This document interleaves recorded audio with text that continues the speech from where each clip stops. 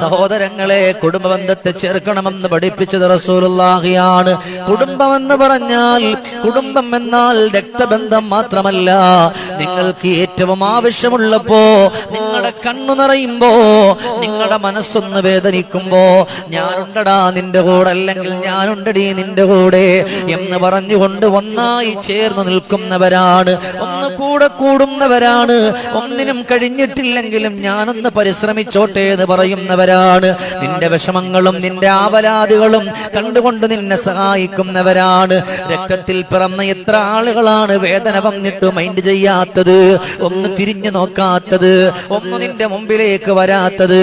എന്നാ ഒരു രക്തത്തിൽ പിറന്നിട്ടില്ല, ഒരു ഉമ്മയുടെ വയറ്റിലും പിറന്നിട്ടില്ല. ഏത് സങ്കടം വന്നാലും ഏത് വിഷമം വന്നാലും ഓടി വരുന്നതുണ്ട്. അവരാണ് ഏറ്റവും നല്ല ബന്ധുക്കള്, അവരെയാണ് ചേർത്ത് പിടിക്കേണ്ടുന്നതും. ഇതെല്ലാം പഠിപ്പിക്കുന്നത് ആരാണ്?